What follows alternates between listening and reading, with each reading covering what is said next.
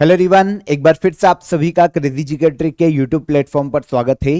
तो आज का ये सेशन आप सभी के लिए काफी इंपॉर्टेंट होने वाला है, क्योंकि आज के सेशन में हम अक्टूबर मंथ के सभी करंट अफेयर को वन लाइनर फॉर्म में यहां पर डिस्कस करेंगे। यहां पर देखिए 100+ इंपॉर्टेंट करंट अफेयर आप सभी के रेडी होने वाले हैं एक सिंगल सेशन में। इसीलिए सेशन को एंड तक देखिएगा, आराम से रिलैक्स होकर पूरे सेशन को देखिए। जो भी यहां पर मैं आपको क्वेश्चन आंसर बताऊंगा करंट अफेयर के, आने वाले एग्जाम्स में आपको वहां से क्वेश्चन देखने को मिल जाएंगे। ओके, तो अक्टूबर मंथ के करंट अफेयर को यहां पर हम समझेंगे। पीडीएफ की लिंक मैंने आपको डिस्क्रिप्शन में दे दी है, वहां से आप इसे कलेक्ट कर सकते हैं, अवेल कर सकते हैं। ओके, चलिए शुरू करते हैं, मंथली करंट अफेयर की सीरीज को आगे बढ़ाते हैं। अक्टूबर मंथ के करंट अफेयर हैं, वन लाइनर फॉर्म में हम यहां पर इसको समझने की कोशिश करेंगे। सबसे पहला क्वेश्चन देखिए, 17th नेशनल फिल्म अवार्ड समारोह में दादा साहब फाल्के अवार्ड से किसे सम्मानित किया गया? तो देखिए 70वें राष्ट्रीय फिल्म पुरस्कार समारोह में दादा साहब फाल्के अवार्ड की अगर हम बात करते हैं तो यह दिया गया है मिथुन चक्रवर्ती को। देखिए आपको पता होना चाहिए कि दादा साहब फाल्के अवार्ड भी दो तरीके के हैं, एक जो कि इंडियन गवर्नमेंट देती है, यही इंपॉर्टेंट है सबसे ज्यादा, और एक दादा साहब फाल्के इंटरनेशनल अवार्ड भी दिया जाता है, लेकिन वो प्राइवेट संस्था का है तो वो इतना इंपॉर्टेंट नहीं है। यहां पर सेंट्रल गवर्नमेंट का पूछा जाता है दादा साहब फाल्के अवार्ड, तो मिथुन चक्रवर्ती को दिया गया ये। और याद रखिएगा ये 54वां दादा साहब फाल्के अवार्ड है जो कि 2024 में मिथुन चक्रवर्ती को दिया गया। इनके पहले last year 53वां Dada Saheb Phalke award जो था वो वहीदा रहमान को दिया गया था। ओके, तो दोनों आपके लिए इंपॉर्टेंट है, आपको याद रखना चाहिए। 54वें प्राप्तकर्ता कौन हो गए? मिथुन चक्रवर्ती 2024 में, और 53वां दादा साहब फाल्के अवार्ड 2023 में दिया गया था किसको? वहीदा रहमान को। सबसे पहली बार दादा साहब फाल्के अवार्ड की शुरुआत की गई थी 1969 में, और पहली बार यह दिया गया था देविका रानी रॉरिक को 1969 में। 2024 में मिथुन चक्रवर्ती को दिया गया। एक्टर हैं, काफी फेमस, आप सभी को पता है। अक्टूबर 2024 में भारत के किस शहर में बीसीसीआई सेंटर फॉर एक्सीलेंस का उद्घाटन किया गया? तो BCCI centre of excellence national cricket अकादमी के नाम से स्थापित किया गया है कर्नाटक के बेंगलुरु में। बीसीसीआई सेंटर ऑफ एक्सीलेंस, ठीक है, नेशनल क्रिकेट अकादमी है। जो नए क्रिकेटर आएंगे, जो नए नए अभी प्रशिक्षण ले रहे हैं, उन सभी को ट्रेनिंग दी जाएगी इस नेशनल क्रिकेट अकादमी में। इनॉग्रेशन कहां किया गया? तो इनॉग्रेशन किया गया है कर्नाटक के बेंगलुरु में, ठीक है। 2024 में आईफा पुरस्कार समारोह में किस फिल्म ने बेस्ट फिल्म का अवार्ड जीता है? तो 2024 में जो आईफा फिल्म पुरस्कार समारोह हुआ है उसमें बेस्ट फिल्म का अवार्ड दिया गया है एनिमल मूवी को। एनिमल रणवीर कपूर वाली मूवी है, ठीक है। बेस्ट फिल्म का अवार्ड दिया गया एनिमल मूवी को। दो और अवार्ड बता देता हूं जो कि पूछे जा सकते हैं। तो आईफा अवार्ड 2024 में बेस्ट एक्टर का अवार्ड किसे दिया गया? तो यह दिया गया जवान मूवी के लिए शाहरुख खान को। बेस्ट एक्ट्रेस की बात करें तो यह दिया गया रानी मुखर्जी को Mrs Chatterjee versus Norway movie के लिए। तो बेस्ट फिल्म हो गई, बेस्ट एक्टर हो गया, और यहां पर बेस्ट एक्ट्रेस भी हमको समझ में आ गई। यूनियन मिनिस्टर सर्बानंद सोनोवाल ने भारत के किस बंदरगाह से क्रूज इंडिया मिशन की शुरुआत की है? तो यूनियन मिनिस्टर जो हमारे केंद्रीय मंत्री हैं, ठीक है, सर्बानंद सोनोवाल, इन्होंने हाल ही में देखिए भारत के पोर्ट मुंबई पोर्ट से क्रूज इंडिया मिशन की हाल ही में शुरुआत की है। क्रूज इंडिया मिशन की यहां पर हम बात करते हैं तो 3 फेज में इसे चलाया जाएगा, 3 फेज में क्रियान्वित किया जाएगा। 1 अक्टूबर से यह शुरू होगा, 2024 में शुरू हुआ, और 31 मार्च 2029 तक यह अलग अलग 3 फेज में क्रियान्वित किया जाएगा। क्रूज टूरिज्म को बढ़ावा देना इसका मुख्य उद्देश्य है। तो यह क्रूज इंडिया मिशन है, ठीक है। केंद्रीय मंत्री सर्बानंद सोनोवाल ने इसकी शुरुआत कहां से की है? तो मुंबई पोर्ट से की है, इसे याद रखिएगा। भारत ने स्थानीय भाषा में जनरेटिव एआई के लिए कौन सा प्रोजेक्ट शुरू किया है? तो भारत ने देखिए स्थानीय भाषा में जनरेटिव एआई के विकास के लिए प्रोजेक्ट जेन, भारत जेन प्रोजेक्ट पूरा नाम है उसका, भारत जेन प्रोजेक्ट की यहां पर शुरुआत की है। ठीक है, भारत की यह पहली government funded multi modal AI initiative है, जिसको गवर्नमेंट की तरफ से शुरू किया गया है ताकि स्थानीय भाषाएं जैसे तेलुगु, तमिल, मलयालम, है ना, संस्कृत, इन लैंग्वेजेस में भी एआई को विकसित किया जा सके, ताकि जो स्थानीय भाषी लोग हैं उनको एआई को यूज करने में प्रॉब्लम ना आए। इसका विकास आईआईटी बॉम्बे के नेतृत्व में शुरू किया गया है। तो भारत में स्थानीय भाषाओं में जनरेटिव एआई के लिए भारत जेन प्रोजेक्ट की हाल ही में शुरुआत की गई। आगे बढ़ें। काजिंद 24 2024 नामक ज्वाइंट मिलिट्री एक्सरसाइज किन देशों के द्वारा आयोजित की जा रही है? या फिर क्वेश्चन यह भी हो सकता है कि किन देशों के मध्य में आयोजित की जाती है। तो काजिंद, है ना, इंडिया और कजाकिस्तान की आर्मी के मध्य में इसका आयोजन किया जाता है। इस साल 2024 की अगर हम बात करते हैं तो आपको पता होना चाहिए कि ये 8th एडिशन है, 8वां एडिशन है, जिसका आयोजन उत्तराखंड के औली में किया गया। ठीक है, कौन कौन सी कंट्री यहां पर इन्वॉल्व है? तो इंडिया और कजाकिस्तान। तो काजिंद मिलिट्री एक्सरसाइज का आयोजन इंडिया और कजाकिस्तान के मध्य में किया जाता है। सबसे पहली बार इसकी शुरुआत की गई थी 2016 में दोनों देशों के मध्य में। 2024 में 8th एडिशन का आयोजन भारत के उत्तराखंड में किया गया। काजिंद मिलिट्री एक्सरसाइज इंडिया और कजाकिस्तान के मध्य में आयोजित की जाती है। ठीक है, प्राइम मिनिस्टर नरेंद्र मोदी ने धरती आबा जनजाति ग्राम उत्कर्ष अभियान की शुरुआत कहां से की है? धरती आबा, ये जो वर्ड है ना, एक्चुअल में बिरसा मुंडा जी के लिए यूज किया जाता है, जो कि झारखंड के बहुत ही फेमस क्रांतिकारी रहे हैं। तो उनके लिए उन्हें कहा जाता था धरती आबा, उनके लिए यूज किया जाता था। तो उन्हीं के नाम पर धरती आबा जनजाति ग्राम उत्कर्ष अभियान की शुरुआत भारत के पीएम नरेंद्र मोदी ने झारखंड के हजारीबाग से की है। ठीक है, जनजातियों का ऑल ओवर विकास करना इस योजना का मुख्य उद्देश्य है। हेल्थ सर्विसेज प्रोवाइड करवाना, एजुकेशन प्रोवाइड करना, बेसिक इंफ्रास्ट्रक्चर जो है जनजाति क्षेत्रों में, गांव में, वो प्रोवाइड करना मुख्य उद्देश्य धरती आबा जनजाति ग्राम उत्कर्ष अभियान का। देखिए, ये जो अभियान है इसके लिए ऑल ओवर 80,000 करोड़ रुपए सेंट्रल गवर्नमेंट के द्वारा खर्च किए जाएंगे। लाभ देश के 5 करोड़ से ज्यादा आदिवासी लोगों को दिया जाएगा। तो आदिवासी गांवों में वहां पर बेसिक इंफ्रास्ट्रक्चर डेवलप करना मुख्य उद्देश्य है धरती आबा जनजाति ग्राम उत्कर्ष अभियान का। झारखंड के हजारीबाग से इसकी हाल ही में भारत के पीएम नरेंद्र मोदी ने शुरुआत की है।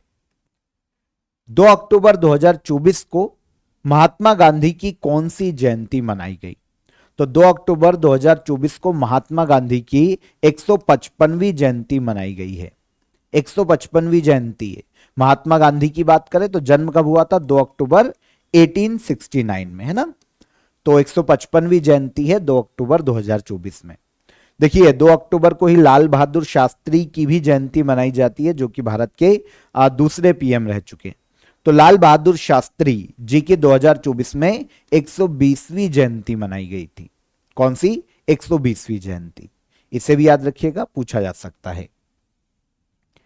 किस मिनिस्ट्री द्वारा पीएम ई ड्राइव स्कीम की शुरुआत की गई है?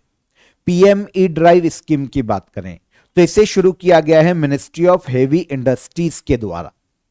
मिनिस्ट्री ऑफ हेवी इंडस्ट्री, जो भारी उद्योग मंत्रालय है, उसके द्वारा शुरू किया गया पीएम ई ड्राइव स्कीम को।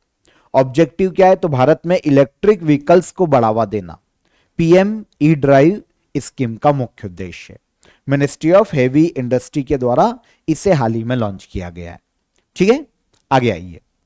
पहले खो खो वर्ल्ड कप का आयोजन किस देश में किया जाएगा? पहले खो खो वर्ल्ड कप का आयोजन किया जाएगा 2025 में इंडिया में। पहला खो खो वर्ल्ड कप है, इंडिया में आयोजित होगा 2025 में। क्लाउडिया शिनबाम ने किस देश की पहली महिला प्रेसिडेंट के रूप में शपथ ली है? तो क्लाउडिया शिनबाम मैक्सिको की पहली महिला प्रेसिडेंट बनी है। ठीक है, मैक्सिको में अभी तक राष्ट्रपति के पद पर एंड्रेस मैनुअल लोपेज ओब्रेडोर थे, जिनकी जो पार्टी है वो इलेक्शन में हार गई थी मैक्सिको में, और अब मैक्सिको की नई प्रेसिडेंट बनी क्लाउडिया शिनबाम, जो कि मैक्सिको की पहली महिला प्रेसिडेंट है। मैक्सिको उत्तरी अमेरिकी देश है, आप सभी को पता होना चाहिए। मैक्सिको सिटी कैपिटल है मैक्सिको की। क्लाउडिया शिनबाम मैक्सिको की पहली महिला प्रेसिडेंट बनी है। अक्टूबर 2024 में आईसीसी ने किस देश के प्लेयर प्रवीण जयविक्रमा पर प्रतिबंध लगाया है? तो प्रवीण जयविक्रमा श्रीलंका के प्लेयर हैं, जिन पर हाल ही में अक्टूबर 2024 में आईसीसी ने प्रतिबंध लगाया है। ओके, मनी लॉन्ड्रिंग और दूसरे केसों के कारण, ठीक है ना, आईसीसी ने प्रतिबंध लगाया है प्लेयर प्रवीण जयविक्रमा के ऊपर, जो कि श्रीलंका के क्रिकेट प्लेयर हैं। देखिए फ्रेंड्स, आप सभी को पता होना चाहिए, यहां पर मैं आपको करंट अफेयर तो कवर करवा ही रहा हूं। इसके अलावा अगर आप करंट अफेयर का ईयरली पैकेज ज्वाइन करना चाहते हैं तो आपको देखिए यहां पर मंथली करंट अफेयर की ई बुक, मंथली करंट अफेयर की पीडीएफ और मंथली करंट अफेयर की क्विज बहुत ही नॉमिनल चार्जेस में एक सिंगल पैकेज में अवेलेबल है। यहां पर आप इस ईयरली पैकेज को ज्वाइन कर लीजिए, आपकी करंट अफेयर की सारी प्रॉब्लम सॉल्व हो जाएगी। आपको यहां पर टेस्ट भी मिल जाएंगे, पीडीएफ भी मिल जाएगी और मंथली करंट अफेयर की ई बुक भी आपको इस सिंगल पैकेज में देखने को मिल जाएगी। और डेली करंट अफेयर मैं आपको क्रेजी जीके ट्रिक के यूट्यूब प्लेटफॉर्म पर रोज सुबह 6 बजे पढ़ाता हूं, तो उसे भी वीडियो को वॉच कीजिए। आपके जितने भी करंट अफेयर के क्वेश्चन आते हैं किसी भी एग्जाम में, देखिए वो वहीं से पूछे जाने वाले हैं, इसलिए आप कंटिन्यू रहिए और डेली करंट अफेयर को भी वॉच कीजिए। बात रही ईयरली पैकेज की करंट अफेयर की, तो इसकी लिंक मैं आपको नीचे डिस्क्रिप्शन में दे दूंगा, वहां पर जाकर आप इसे अवेल कर सकते हैं। और इसके अलावा देखिए 100 आवर्स जीएस को भी आप ज्वाइन कर सकते हैं। कंप्लीट कोर्स आपके लिए अवेलेबल है जीएस का, जहां पर आपको जीएस के सारे सब्जेक्ट कवर हो जाएंगे इजीली। अक्षय सर का ये कोर्स है आप सभी के लिए, आप ज्वाइन कीजिए। जीएस का किसी भी एग्जाम में आपका जो प्रॉब्लम है वो इजीली यहां पर खत्म हो जाएगा, ठीक है। तो ये भी आपको बहुत ही नॉमिनल चार्जेस में अभी अवेलेबल है, नीचे डिस्क्रिप्शन में आपको इसकी भी लिंक मिल जाएगी। चलिए आगे बढ़ते हैं। वर्ल्ड ग्रीन इकोनॉमी समिट 2024 का आयोजन किस देश में किया गया? तो वर्ल्ड ग्रीन इकोनॉमी समिट 2024 का आयोजन हाल ही में किया गया है यूएई में, ठीक है। ग्रीन एनर्जी को बढ़ावा देने के लिए, ताकि और ग्रीन इकोनॉमी को बढ़ावा देने के लिए। देखिए ग्रीन इकोनॉमी क्या होती है, पहले आपको यहां पर यह समझना पड़ेगा। ग्रीन इकोनॉमी की अगर हम बात करते हैं तो पर्यावरण जो है, इन्वायरमेंट जो है, उसको बिना हार्म किए सस्टेनेबल डेवलपमेंट की ओर बढ़ना, यह कहलाता है ग्रीन इकोनॉमी, ठीक है। पर्यावरण को कोई भी नुकसान ना हो और एक ही जैसा हम आगे बढ़े, हमारे विकास की यात्रा को आगे लेकर चलें, यह होता है ग्रीन इकोनॉमी। तो वर्ल्ड ग्रीन इकोनॉमी समिट 2024 का जो आयोजन है हाल ही में यूएई में किया गया, ठीक है। अगर हम इसकी थीम की बात करें तो empowering global action, unlocking opportunities and advancing process, ठीक है। तो ये थीम है वर्ल्ड ग्रीन इकोनॉमी समिट 2024 की। याद रखिएगा, क्वेश्चन एग्जाम में पूछा जा सकता है। कौन सा देश ग्लोबल चेस लीग के सेकेंड एडिशन की मेजबानी कर रहा है या कर चुका है? तो देखिए अक्टूबर में हो चुका है ये।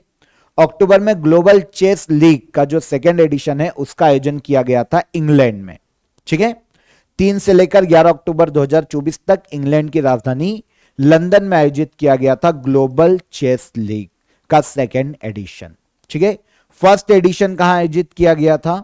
तो इसका फर्स्ट एडिशन दुबई में आयोजित किया जा चुका है लास्ट ईयर 2023 में, और अब 2024 में second edition global chess league का आयोजित किया गया इंग्लैंड के लंदन में, ठीक है।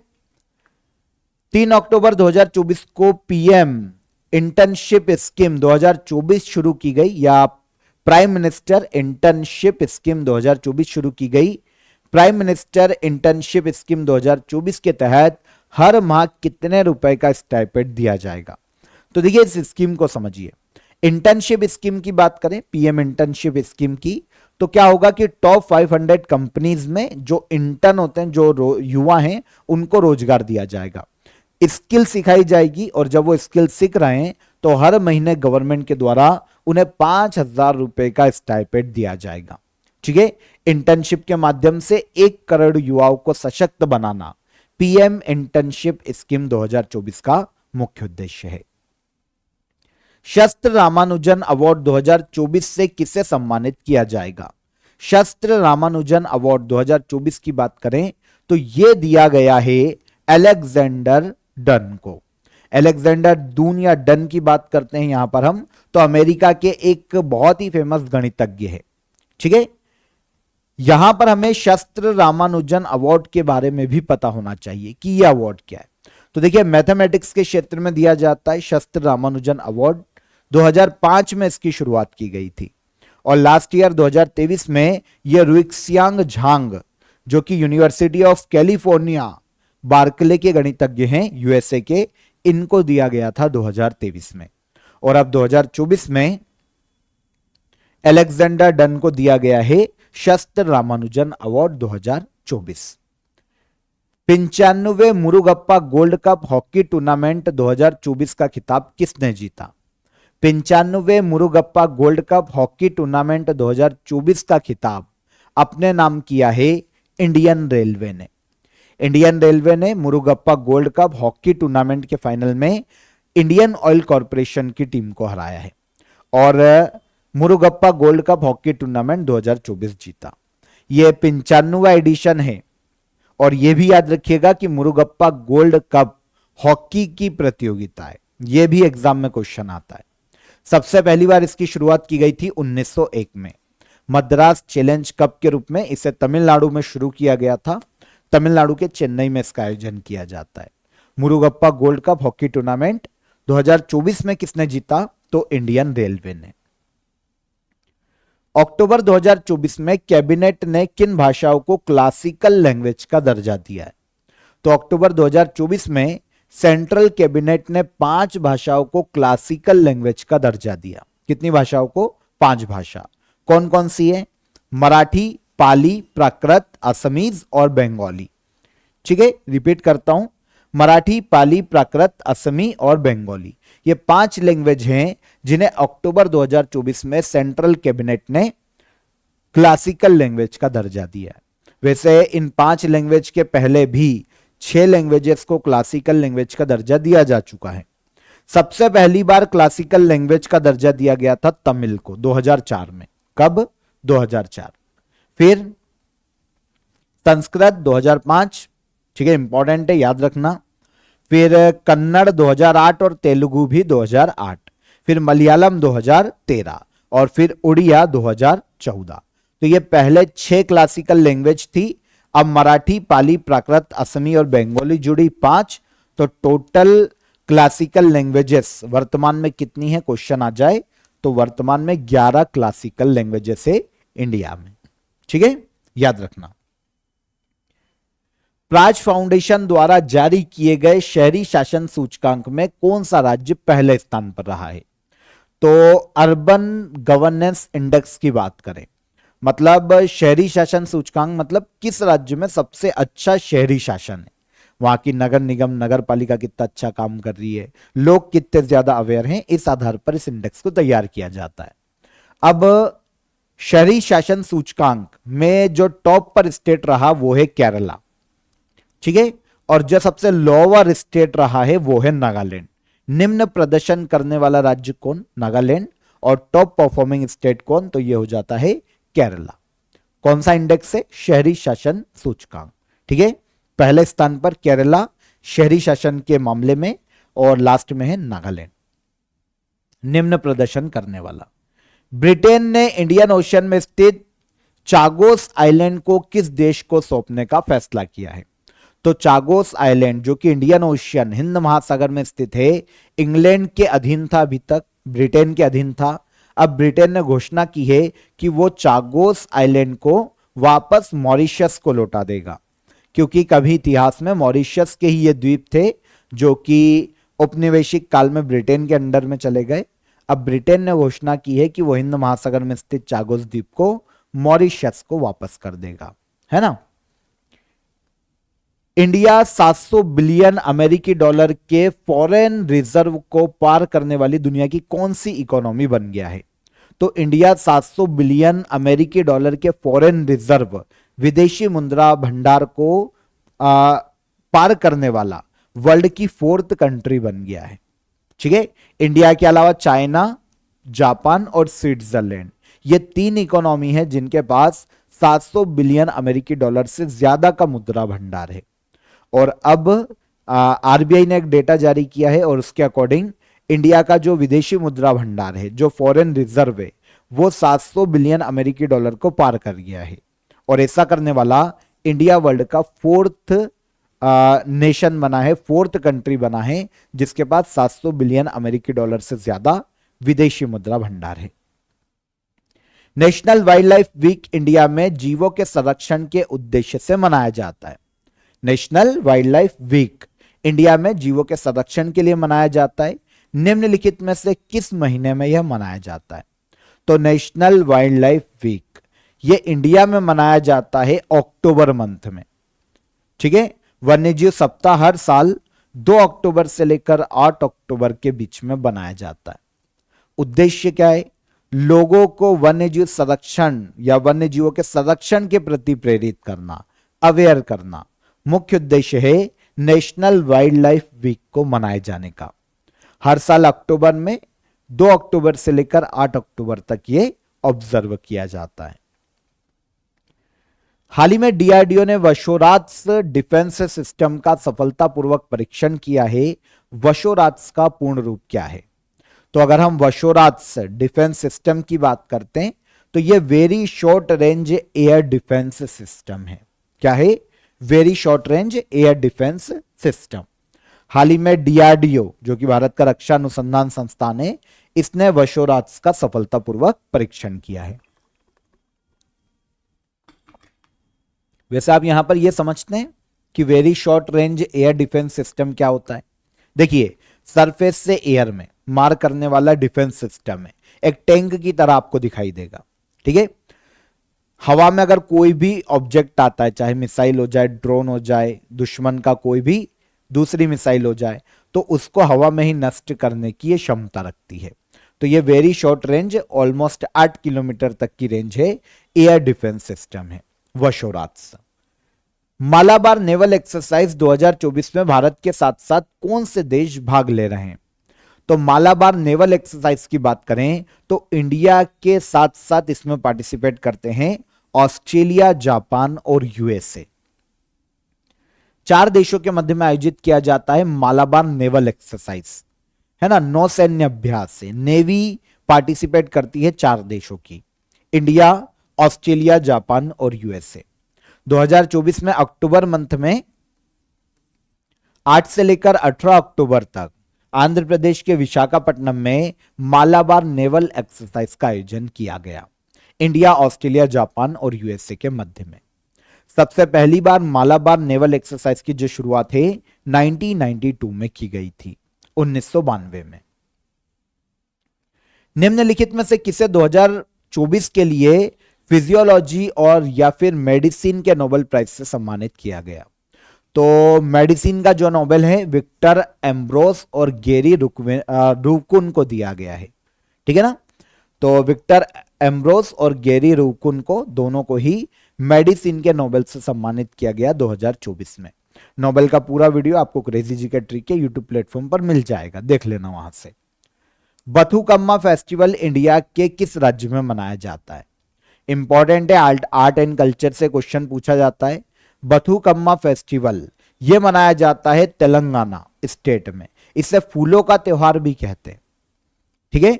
तेलंगाना में जो भाद्रपद अमावस्या आती है वहां से लेकर दुर्गा अष्टमी तक, जो गरबे वाली नवरात्रि है ना, उसका जो 8वां दिन है दुर्गा अष्टमी, और उसके पहले जो अमावस आती है, तो अमावस्या से लेकर दुर्गा अष्टमी तक आयोजित किया जाता है 9 दिन तक बथुकम्मा फेस्टिवल।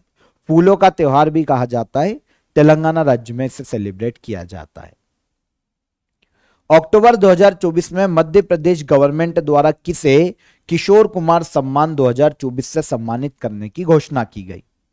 तो 2024 के लिए किशोर कुमार सम्मान, जो कि मध्य प्रदेश सरकार के द्वारा दिया जाने वाला नेशनल लेवल का अवार्ड है, यह दिया गया है राजकुमार हिरानी को। फिल्म डायरेक्टर हैं पीके, है ना, मुन्ना भाई MBBS, काफी सारी मूवी डायरेक्ट की है इन्होंने। तो मध्य प्रदेश गवर्नमेंट के द्वारा किशोर कुमार सम्मान 2023, जो कि अभी 2024 में दिया गया है, रिपीट कर रहा हूं, करेक्ट कीजिएगा, किशोर कुमार सम्मान 2023 का है, लेकिन 2024 में अब दिया गया। ये किसको दिया गया? राजकुमार हिरानी को। इसकी शुरुआत 1997 में एमपी गवर्नमेंट ने की थी और प्राइज मनी है 5 लाख रुपए, राष्ट्रीय किशोर कुमार सम्मान की। एमपी गवर्नमेंट के द्वारा दिया जाने वाला सम्मान है। किस स्टेट गवर्नमेंट के द्वारा कॉलेजेस की लड़कियों के लिए निजुत मोइना स्कीम लॉन्च की गई? तो निजुत मोइना स्कीम की बात करें तो स्पेशली देखिए असम गवर्नमेंट के द्वारा इसे लॉन्च किया गया है।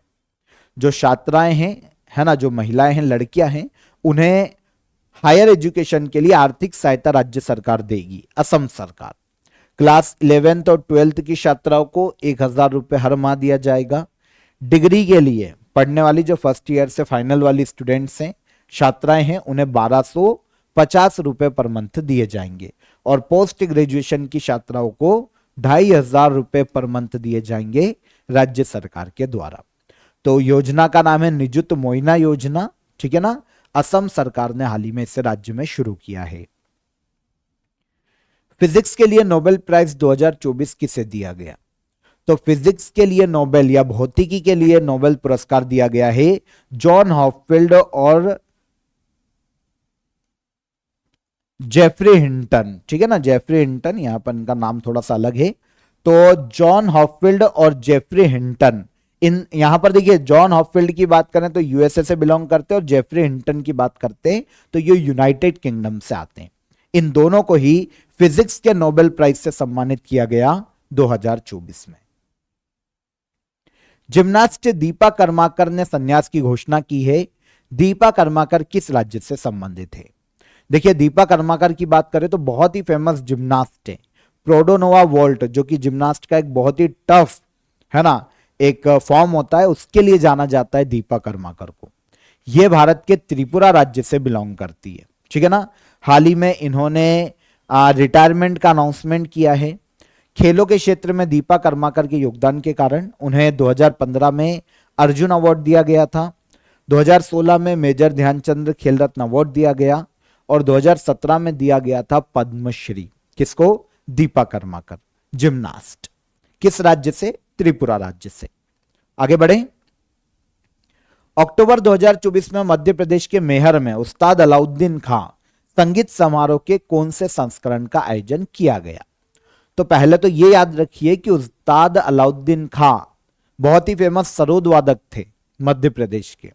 उनके नाम पर उस्ताद अलाउद्दीन खां संगीत समारोह का आयोजन भी मध्य प्रदेश राज्य में किया जाता है, ठीक है। अब इस साल 2024 में 50वां संस्करण आयोजित किया गया है उस्ताद अलाउद्दीन खां संगीत समारोह का। एमपी के मेहर, है ना, मेहर शक्तिपीठ भी एमपी में सतना जिले में, तो वहां पर इसका आयोजन किया जाता है।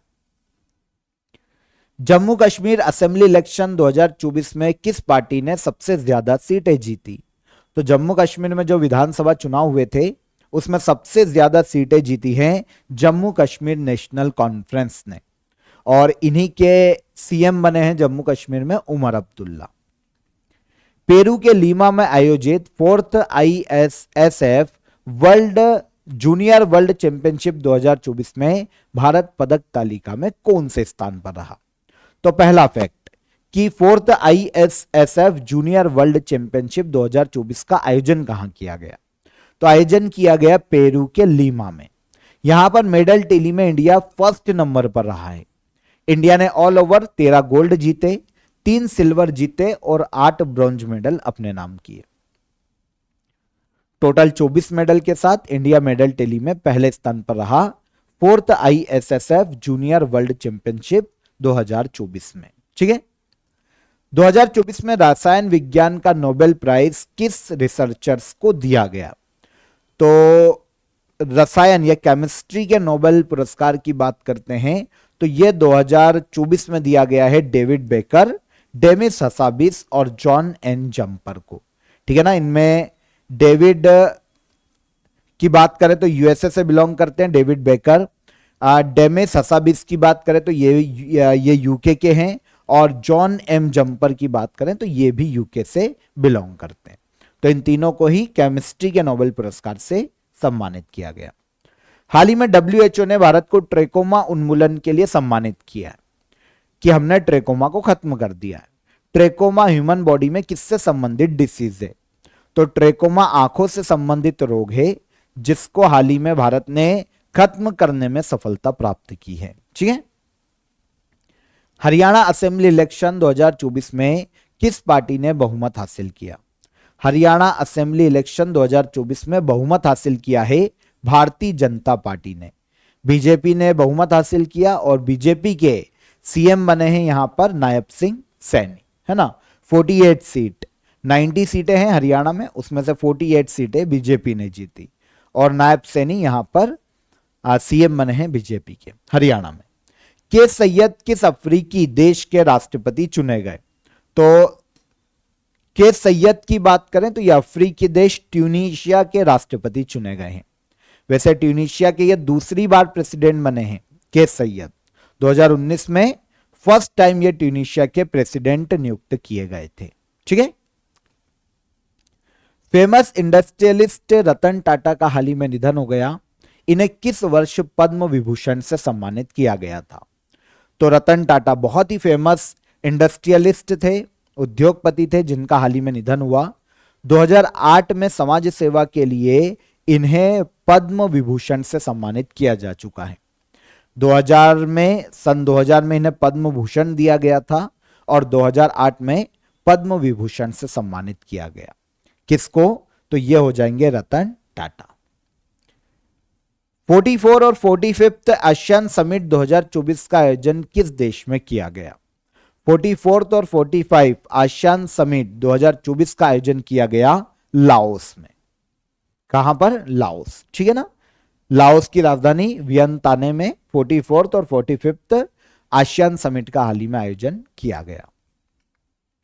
इप्सामार नामक ज्वाइंट मल्टीनेशनल मैरीटाइम एक्सरसाइज निम्नलिखित में से किन देशों की नौसेनाओं के द्वारा आयोजित की जाती है? तो इप्समार नेवल एक्सरसाइज की मैरीटाइम या नेवल एक्सरसाइज की बात करें तो ये इंडिया, ब्राजील और साउथ अफ्रीका की नेवी के मध्य में आयोजित की जाती है। ठीक है ना। इस बार 8वां एडिशन साउथ अफ्रीका में आयोजित किया गया है इप्समार नेवल एक्सरसाइज का। कौन 3 देश भाग लेते हैं? इंडिया, ब्राजील और साउथ अफ्रीका। ठीक है। 2024 में लिटरेचर का नोबेल प्राइज किसे दिया गया?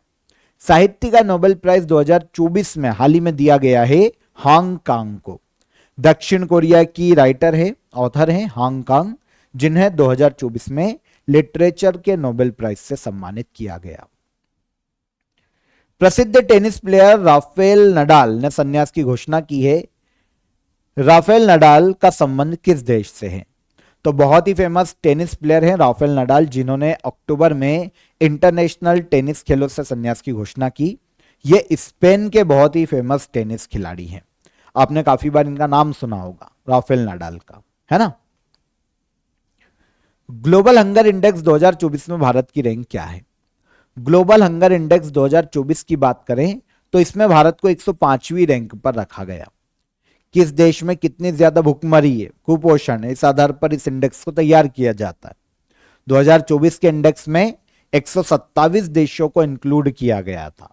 इसमें इंडिया को 105वीं रैंक दी गई है ग्लोबल हंगर इंडेक्स 2024 में। भारत की रैंक 2023 के इंडेक्स में 125 देशों में 111वीं थी। तो 2023 में 125 देशों में से 111वीं रैंक थी और अब 127 देशों में इंडिया की रैंक है 105 2024 के इंडेक्स में। 38वें नेशनल गेम्स का आयोजन किस राज्य में किया जाएगा? 38वें नेशनल गेम्स का आयोजन किया जाएगा उत्तराखंड में 2025 में। ठीक है ना। उत्तराखंड में आयोजित किए जाएंगे 38वें नेशनल गेम्स। निम्न में से किस यूनियन मिनिस्ट्री द्वारा हम सफर पॉलिसी लॉन्च की गई है? तो हम सफर पॉलिसी की बात करें तो इसे लॉन्च किया गया है ministry of road and transport के द्वारा। किसने लॉन्च की है? Ministry of road and transport ने। जो हाईवेज पर जो जितने भी लोग ट्रेवल करते हैं, स्पेशली ट्रक ड्राइवर, उन सभी को हाईवेज पर बेसिक इंफ्रास्ट्रक्चर मिले। फॉर एग्जांपल क्लीन टॉयलेट, खाने के लिए जगह, रेस्ट रूम, ये सारी चीजें अवेलेबल हो, है ना, पार्किंग की सुविधा मिले। इसके लिए हम सफर पॉलिसी को लॉन्च किया है कौन सी मिनिस्ट्री ने? Ministry of road and transport ने। ठीक है। अक्टूबर 2024 में पद्म भूषण से सम्मानित डॉक्टर पी वेणुगोपाल का निधन हो गया। इन्हें किस क्षेत्र में पद्म भूषण प्रदान किया गया था?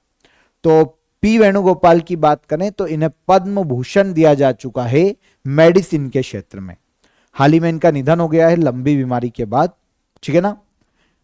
इंपॉर्टेंट इसलिए है क्योंकि 1994 में भारत में जो पहला सक्सेसफुल हार्ट ट्रांसप्लांट जो हुआ था, हृदय प्रत्यारोपण, उसे करने का श्रेय दिया जाता है डॉक्टर पी वेणुगोपाल को।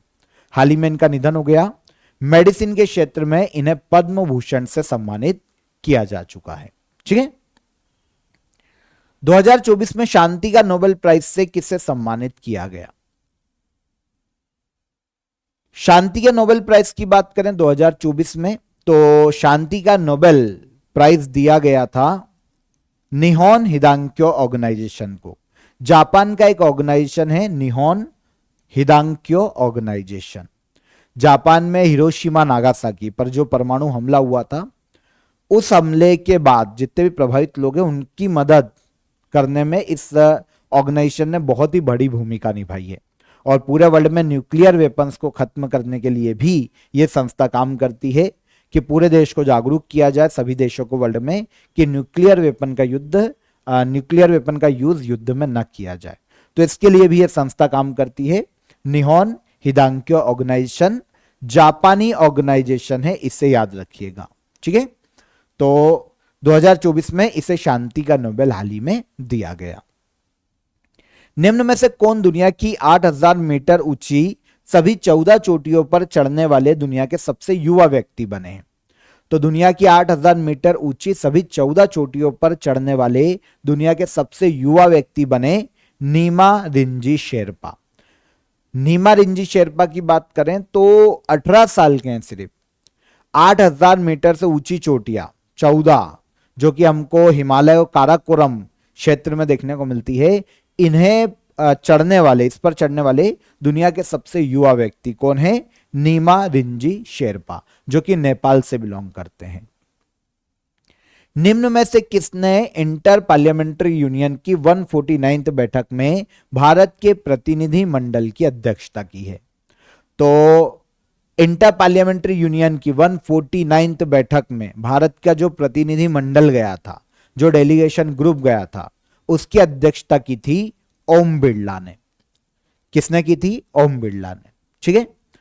वर्ष 2024 में अर्थव्यवस्था का नोबेल पुरस्कार किसे दिया? अर्थशास्त्र, है ना, अर्थशास्त्र या इकोनॉमी का नोबेल प्राइज किसे दिया गया? तो 2024 में इकोनॉमी का नोबेल हाल ही में दिया गया है संयुक्त रूप से 3 लोगों को। डेरोन एसमोग्लू तुर्की से बिलोंग करते हैं, इकोनॉमिस्ट है। साइमन जॉनसन यूके से है। जेम्स ए रॉबिन्सन जो कि यूएसए से बिलोंग करते हैं। तो तीनों ही अलग अलग देश से आते हैं। डेरोन एसमोग्लू कहां से? तुर्की से। साइमन जॉनसन यूके से है और जेम्स ए रॉबिन्सन कहां से है? यूएसए से। ठीक है। तो 3 लोगों को इकोनॉमिक्स का नोबेल दिया गया है 2024 में। अक्टूबर 2024 में किसे भारतीय तटरक्षक बल के 26वें प्रमुख के रूप में नियुक्त किया गया? इंडियन कोस्ट गार्ड के 26वें प्रमुख हाल ही में अपॉइंट किए गए परमेश शिवामणि। ठीक है ना। इनके पहले इंडियन कोस्ट गार्ड के जो प्रमुख थे 25वें, वो राकेश पाल थे, लेकिन पद पर रहते हुए ही अगस्त 2024 में राकेश पाल की मृत्यु हो गई थी।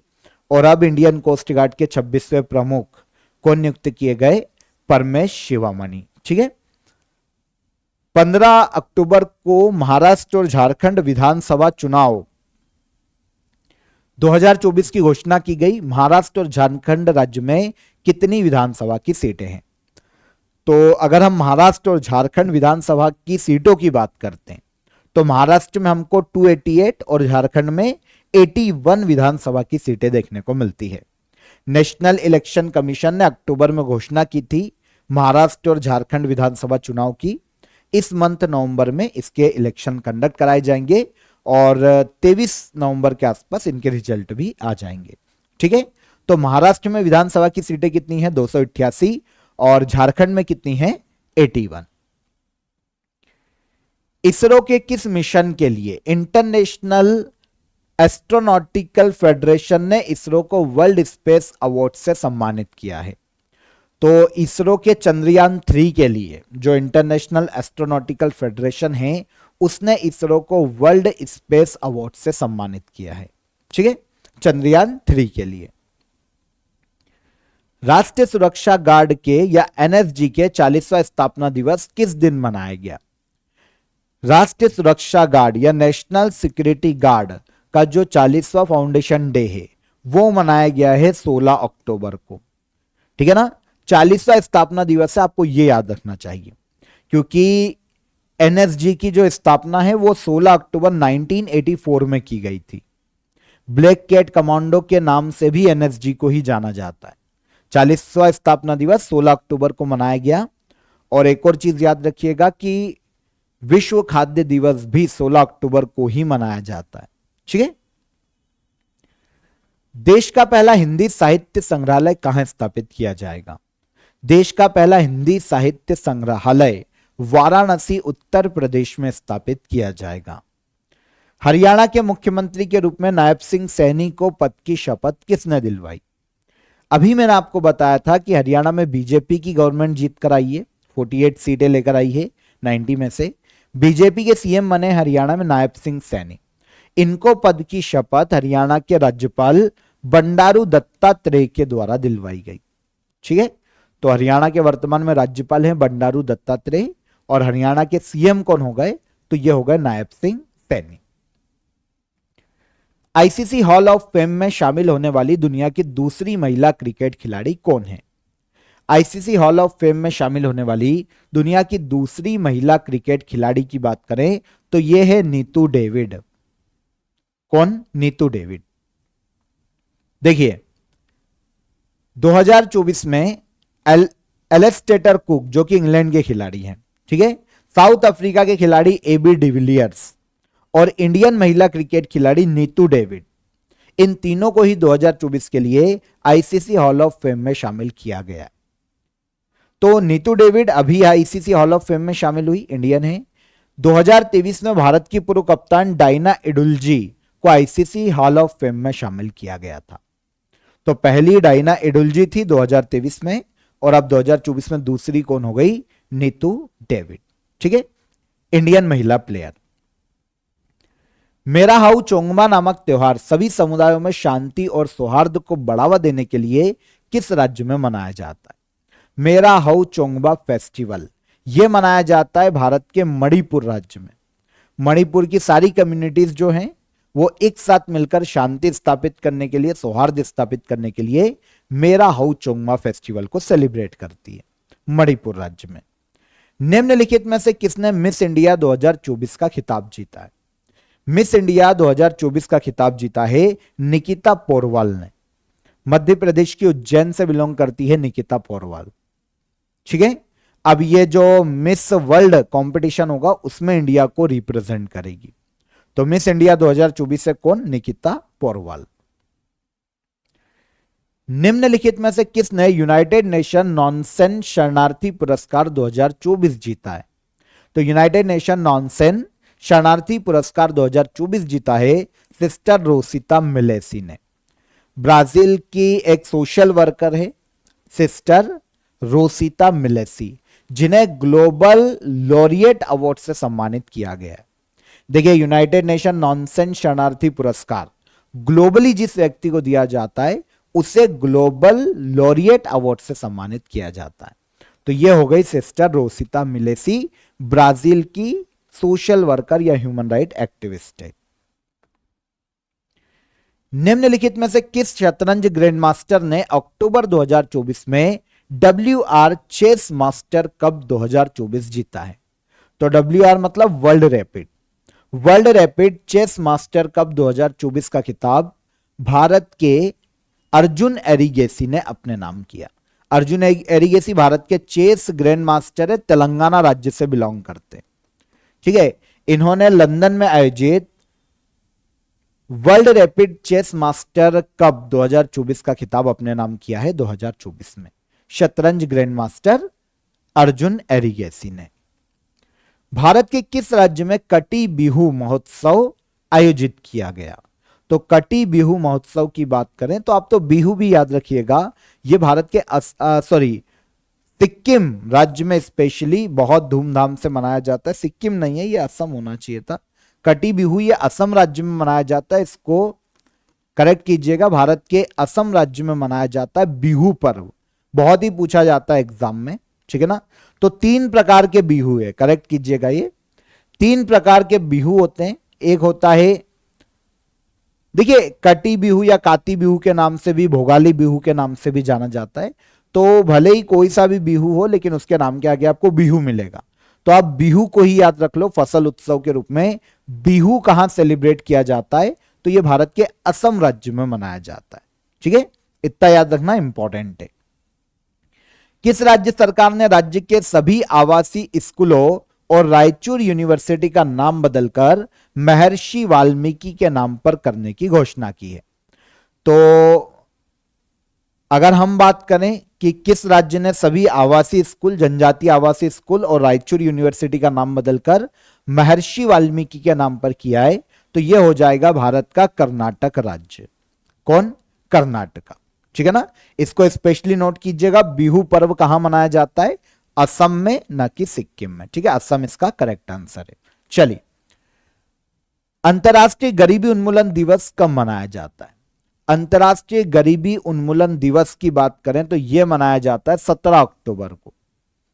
पूरे वर्ल्ड में गरीबी उन्मूलन के लिए लोगों को प्रोत्साहित करना, लोगों को अवेयर करना, ठीक है, और गरीबों के हितों की रक्षा करना, अंतरराष्ट्रीय गरीबी उन्मूलन दिवस मनाए जाने का मुख्य उद्देश्य है। कब मनाया जाता है? तो यह मनाया जाता है 17 अक्टूबर को। किस अंतरराष्ट्रीय संगठन ने वर्ल्ड एनर्जी आउटलुक 2024 रिपोर्ट जारी की है? वर्ल्ड एनर्जी आउटलुक रिपोर्ट को जारी करता है इंटरनेशनल एनर्जी एजेंसी। कौन जारी करती है? International energy agency. यह रिपोर्ट एनर्जी की डिमांड और उसकी सप्लाई से रिलेटेड डेटा प्रोवाइड करने का काम करती है। World energy outlook report international energy agency के द्वारा लॉन्च की जाती है, ठीक है।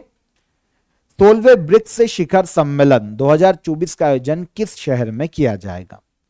16वें ब्रिक्स शिखर सम्मेलन 2024 का आयोजन किया जा चुका है अक्टूबर में रशिया के कजान में। कजान शहर है रूस में। भारत के पीएम नरेंद्र मोदी ने यहां पर भाग लिया था।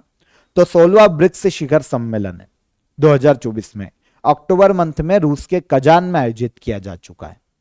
ब्रिक्स का पहला शिखर सम्मेलन 2009 में आयोजित किया गया था रशिया में ही, और 2023 में जो 15वां शिखर सम्मेलन है लास्ट ईयर, वो साउथ अफ्रीका में आयोजित किया गया था, ठीक है। अक्टूबर 2024 में राष्ट्रीय महिला आयोग की अध्यक्ष किसे नियुक्त किया गया? अक्टूबर 2024 में राष्ट्रीय महिला आयोग की अध्यक्ष बनी है विजया रहाटकर। इनके पहले रेखा शर्मा राष्ट्रीय महिला आयोग की अध्यक्ष थी। इनके स्थान पर अक्टूबर 2024 में राष्ट्रीय महिला आयोग की अध्यक्ष बनाया गया विजया रहाटकर को, ठीक है। निम्न में से कौन सा देश इंटर पार्लियामेंट्री यूनियन का 181वां सदस्य देश बना है?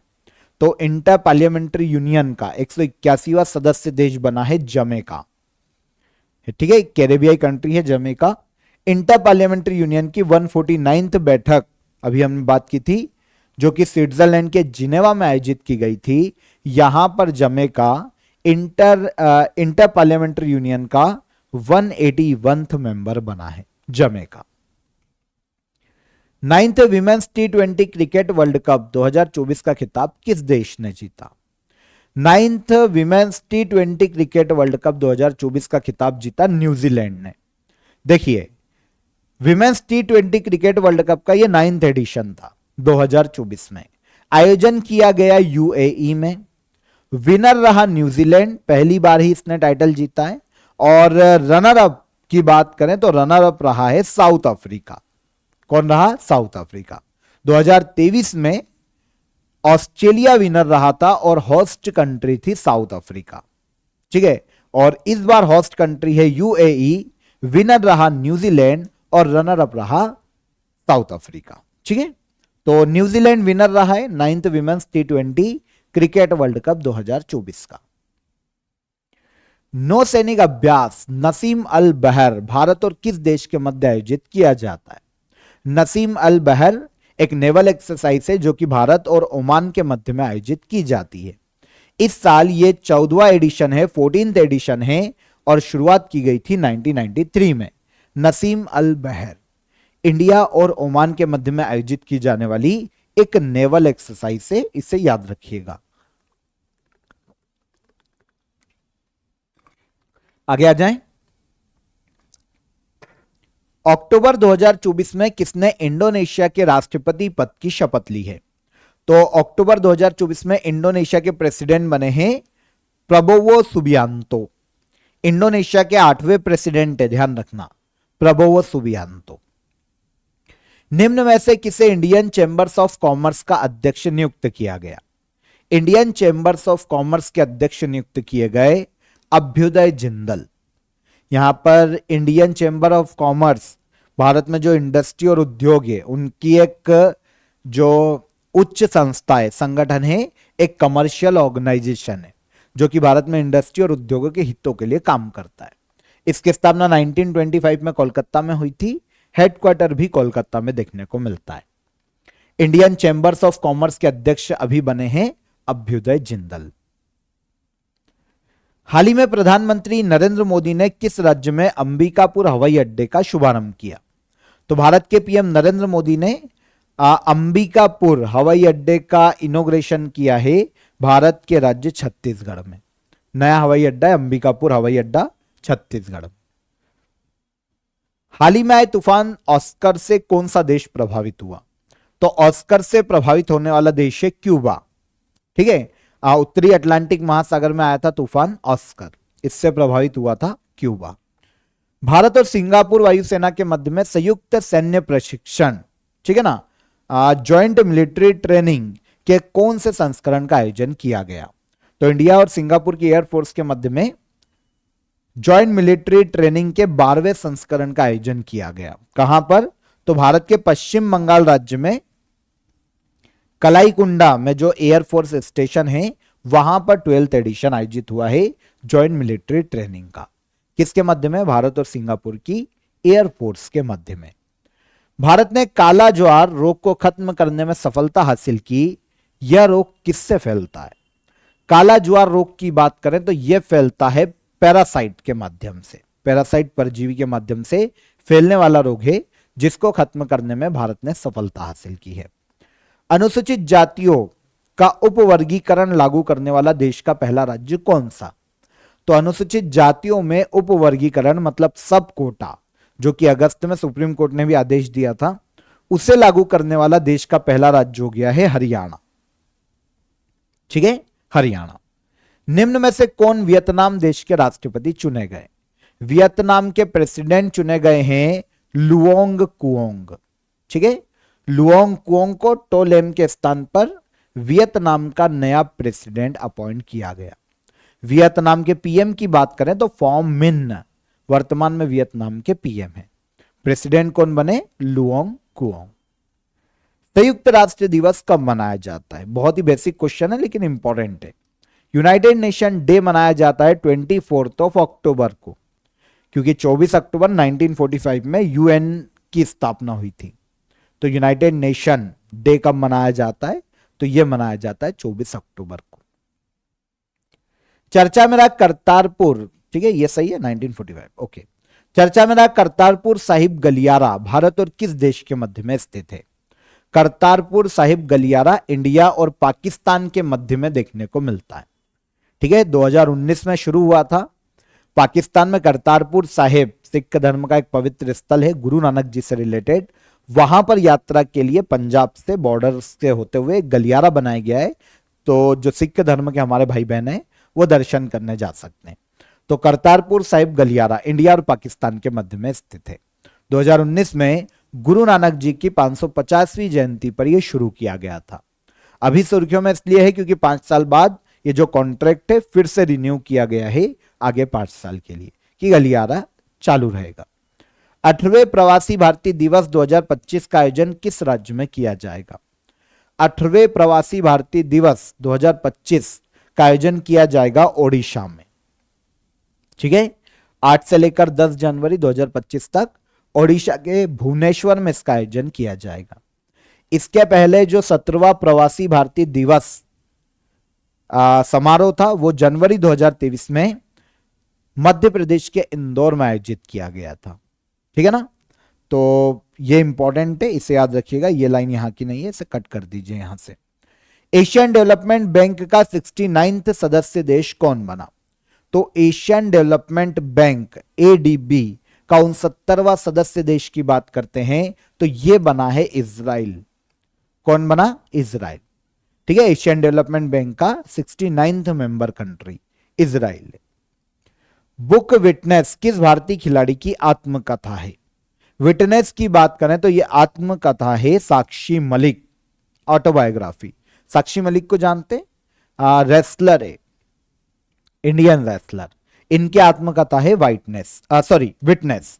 विटनेस में एक्चुअल में साक्षी मलिक ने उनका करियर कैसा रहा कुश्ती में, इसके अलावा कुश्ती उन्होंने क्यों छोड़ी, इन सभी के बारे में विटनेस में अपने इस बुक में साक्षी मलिक ने बताया है। ठीक है, तो पद्मश्री साक्षी मलिक को कुश्ती के क्षेत्र में उनके योगदान के लिए 2017 में दिया गया था और मेजर ध्यानचंद खेल रत्न अवार्ड दिया जा चुका है 2016 में। साक्षी मलिक की आत्मकथा है कौन सी? विटनेस, है ना। विटनेस मतलब गवाह होता है हिंदी में अगर हम देखें तो। विश्व स्वास्थ्य संगठन ने भारत के पहले टाइफाइड टीके को मंजूरी दी है। भारत के पहले टाइफाइड टीके का नाम क्या है? तो WHO ने भारत के पहले टाइफाइड टीके को मंजूरी दी, इसका नाम है ज़ाइवैक TCV। ठीक है, ज़ाइवैक TCV ये भारत का पहला टाइफाइड टीका है जिसे WHO ने मंजूरी दी है। भारत के 51वें मुख्य न्यायाधीश के रूप में किसे नियुक्त किया गया?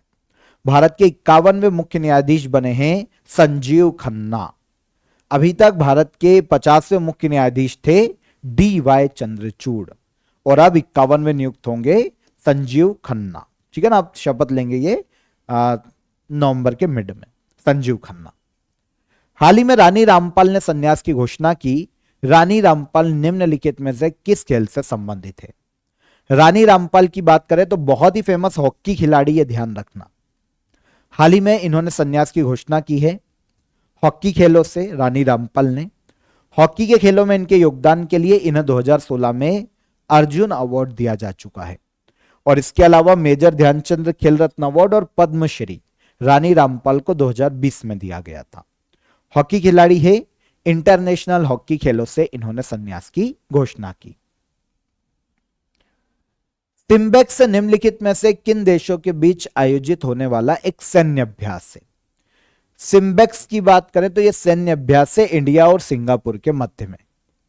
हाल ही में 23 से लेकर 29 अक्टूबर 2024 तक विशाखापट्टनम में ईस्टर्न नेवल कमांड में इस नेवल एक्सरसाइज का आयोजन किया गया, सैन्य एक्सरसाइज का आयोजन किया गया। ठीक है, तो सिम्बेक्स इंडिया और सिंगापुर के मध्य में आयोजित होने वाला सैन्य अभ्यास है, याद रखिएगा। शतरंज खेल में 2800 इलो रेटिंग का आंकड़ा पार करने वाले भारत के दूसरे शतरंज ग्रैंड मास्टर कौन बने? तो शतरंज में 2800 इलो रेटिंग का आंकड़ा पार करने वाले दूसरे ग्रैंड मास्टर बने हैं अर्जुन एरिगेसी। कौन बने? अर्जुन एरिगेसी। पहला ये कारनामा विश्वनाथन आनंद कर चुके हैं, अब दूसरे हैं अर्जुन एरिगेसी। बायोलॉजिकल डाइवर्सिटी पर 16वें कॉन्फ्रेंस ऑफ पार्टीज का आयोजन किस देश में किया जा रहा है? तो इसका आयोजन किया गया है कोलंबिया में। यहीं पर बता देता हूं, कोलंबिया। कहां आयोजित किया गया? कोलंबिया। बायोलॉजिकल या बायोडाइवर्सिटी पर 16th कॉन्फ्रेंस ऑफ पार्टीज कहां आयोजित किया गया सम्मेलन? कोलंबिया। आंध्र प्रदेश में किस स्थान पर न्यू मिसाइल टेस्टिंग रेंज विकसित की जाएगी? तो आंध्र प्रदेश में एक नई मिसाइल टेस्टिंग रेंज विकसित की जा रही है नागा यलंका नाम के प्लेस पर, आंध्र प्रदेश में। आपको पता है ओडिशा के चांदीपुर में भी एक मिसाइल टेस्टिंग रेंज है, अधिकतर मिसाइल वहीं से टेस्ट की जाती। लेकिन अब आंध्र प्रदेश के नागा यलंका नाम के प्लेस पर भी एक नई मिसाइल टेस्टिंग रेंज शुरू की जाने वाली है। प्रसिद्ध लोक नर्तक और पद्मश्री कनक राजू का निधन हो गया। इनका संबंध किस लोक नृत्य से था? तो कनक राजू की बात करें तो ये बहुत ही फेमस फोक डांसर हैं गुसाड़ी लोक नृत्य के। गुसाड़ी लोक नृत्य की बात करते हैं तो तेलंगाना में बहुत फेमस है ये लोक नृत्य, ठीक है। और इसके एक फेमस फोक डांसर थे पद्मश्री से सम्मानित कनक राजू। कनक राजू को फोक डांस गुसाड़ी के लिए 2021 में पद्मश्री से सम्मानित किया जा चुका है। और अब हाल ही में प्रसिद्ध फोक डांसर और पद्मश्री कनक राजू का निधन हो गया। यह लोक नृत्य भी तेलंगाना से है और कनक राजू भी तेलंगाना से ही बिलोंग करते थे। हाल ही में किस भारतीय को वर्ल्ड स्टील एसोसिएशन का चेयरमैन नियुक्त किया गया? वर्ल्ड स्टील एसोसिएशन के नए चेयरमैन नियुक्त किए गए हैं हाल ही में थेचट विश्वनाथ नरेंद्रन, ठीक है। टाटा स्टील के सीईओ हैं ये थेचट विश्वनाथ नरेंद्रन, जिन्हें वर्ल्ड स्टील एसोसिएशन का चेयरमैन अपॉइंट किया गया 2024 अक्टूबर में। इन्वायरमेंटल शिप इंडेक्स के तहत ग्रीन शिप इंसेंटिव्स लागू करने वाला भारत का पहला पोर्ट कौन सा है? इन्वायरमेंटल शिप इंडेक्स के तहत ग्रीन शिप इंसेंटिव्स लागू करने वाला भारत का पहला पोर्ट बना है मोरमुगांव पोर्ट। जानते कहां पर है? भारत के गोवा राज्य में मोरमुगांव पोर्ट, जिसने हाल ही में ग्रीन शिप इंसेंटिव्स अपने पोर्ट पर लॉन्च किया है या लागू किया है। WTT चैंपियंस इवेंट के क्वार्टर फाइनल के लिए क्वालिफाई करने वाली पहली भारतीय टेबल टेनिस खिलाड़ी कौन सी है? तो world table tennis champions event के क्वार्टर फाइनल में क्वालिफाई करने वाली भारत की पहली टेबल टेनिस खिलाड़ी बनी है मनिका बत्रा। दिल्ली से बिलोंग करती है, बहुत ही फेमस टेबल टेनिस प्लेयर है, ठीक है। यहां पर अगर हम WTT चैंपियंस इवेंट की बात करते तो इसका आयोजन फ्रांस में किया गया, ठीक है। मनिका बत्रा की बात करें तो टेबल टेनिस खिलाड़ी मनिका बत्रा को अर्जुन अवार्ड 2018 में दिया जा चुका है और खेल रत्न अवार्ड दिया गया था 2020 में। किसको? मनिका बत्रा को, टेबल टेनिस प्लेयर। हाल ही में world table tennis champions event के क्वार्टर फाइनल में क्वालिफाई करने वाली भारत की पहली टेबल टेनिस खिलाड़ी है। किस देश के खिलाड़ी मैथ्यू वेड ने संन्यास की घोषणा की? मैथ्यू वेड की बात करें तो ऑस्ट्रेलिया के प्लेयर हैं। ऑस्ट्रेलिया के विकेट कीपर बल्लेबाज है मैथ्यू वेड, जिन्होंने इंटरनेशनल क्रिकेट से संन्यास की घोषणा की। ऑस्ट्रेलियाई खिलाड़ी। World justice project rule of law index 2023 में भारत की रैंक क्या है? तो रूल ऑफ लॉ इंडेक्स किसी भी देश में कानून का शासन कितना अच्छा है, इस आधार पर यह इंडेक्स तैयार किया जाता है। 2024 में world justice project rule of law index 2024 में 142 देशों को शामिल किया गया और इसमें इंडिया को 79th रैंक पर रखा गया। 79th rank. आयुष्मान भारत जन आरोग्य योजना के तहत 70 वर्ष से अधिक आयु वाले व्यक्तियों को कितने लाख का बीमा कवर दिया जाएगा? तो आयुष्मान भारत जन आरोग्य योजना के तहत 70 साल से अधिक के जो बुजुर्ग हैं उन्हें बीमा कवर दिया जाने वाला है 5 लाख रुपए तक का। आयुष्मान भारत जन आरोग्य योजना 2018 में शुरू की गई थी। अभी तक 70 साल के नीचे के जितने भी नागरिक हैं वो शामिल थे। अब 70 साल के ऊपर के नागरिकों को भी 5 लाख रुपए तक का सालाना बीमा कवर दिया जाएगा। देश का पहला राइटर्स विलेज किस राज्य में खोला गया? देश का पहला राइटर्स विलेज खोला गया है उत्तराखंड राज्य में। कहां पर? उत्तराखंड, ठीक है। भारत के पहले लेखक ग्राम का उद्घाटन उत्तराखंड के देहरादून में पूर्व प्रेसिडेंट रामनाथ कोविंद और उत्तराखंड के राज्यपाल लेफ्टिनेंट जनरल गुरमीत सिंह के द्वारा किया गया। विलेज राइटर्स विलेज है देश का पहला उत्तराखंड में। 31 अक्टूबर को राष्ट्रीय एकता दिवस किस महापुरुष की जयंती पर मनाया जाता है? तो भाई बहुत ही फेमस क्वेश्चन, बहुत ही इंपॉर्टेंट क्वेश्चन। राष्ट्रीय एकता दिवस सरदार वल्लभ भाई पटेल की जयंती पर मनाया जाता है ना। 31 अक्टूबर 1875 में सरदार वल्लभ भाई पटेल का जन्म हुआ था।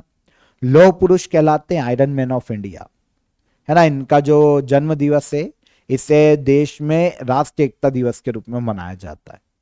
इनकी जो प्रतिमा है वो गुजरात में है, 182 मीटर की हमको देखने को मिलती है। कहां पर है ये? गुजरात में। बहुत ही फेमस प्रतिमा है सरदार वल्लभ भाई पटेल की, ठीक है ना, स्टेच्यू ऑफ यूनिटी के नाम से फेमस है। तो याद रखना, राष्ट्रीय एकता दिवस सरदार वल्लभ भाई पटेल की जयंती के रूप में मनाया जाता है। अक्टूबर 2024 में निम्न में से किसे फिजी के सर्वोच्च नागरिक सम्मान companion of the order of Fiji से सम्मानित किया गया? Last question. अक्टूबर 2024 में फिजी के सर्वोच्च नागरिक सम्मान companion of the order of Fiji से सम्मानित किया गया श्री श्री रविशंकर को। आपको पता होना चाहिए कि अगस्त 2024 में भारत की प्रेसिडेंट द्रौपदी मुर्मू को भी companion of the order of Fiji से सम्मानित किया जा चुका है, फिजी का सर्वोच्च नागरिक सम्मान। और अब दिया गया अक्टूबर 2024 में श्री श्री रविशंकर, आध्यात्मिक गुरु हैं, बहुत ही फेमस, आपको पता होगा, तो इनको दिया गया। ठीक है, तो यहां पर अक्टूबर 2024 के सभी करंट अफेयर जो कि इंपॉर्टेंट है उनको वन लाइनर फॉर्म में यहां पर हमने डिटेल में डिस्कस किया। आई होप आपको सेशन पसंद आया होगा। अगेन मैं आपको बता देता हूं कि करंट अफेयर 2024 का ईयरली पैकेज आपको नीचे डिस्क्रिप्शन में लिंक मिल जाएगी, वहां से आप ज्वाइन कर सकते हैं। काफी सारा करंट अफेयर का स्टडी मटेरियल आपको इस सिंगल करंट अफेयर के ईयरली पैकेज में अवेलेबल हो जाता है। सेशन कैसा लगा कमेंट में बताइएगा। सेशन पसंद आया हो तो वीडियो को लाइक और शेयर कर दीजिए। चैनल पर पहली बार आए हैं तो चैनल को सब्सक्राइब कर लीजिए। फिर मुलाकात करेंगे नेक्स्ट वीडियो में, तब तक अपना ख्याल रखिएगा। जय हिंद, जय भारत।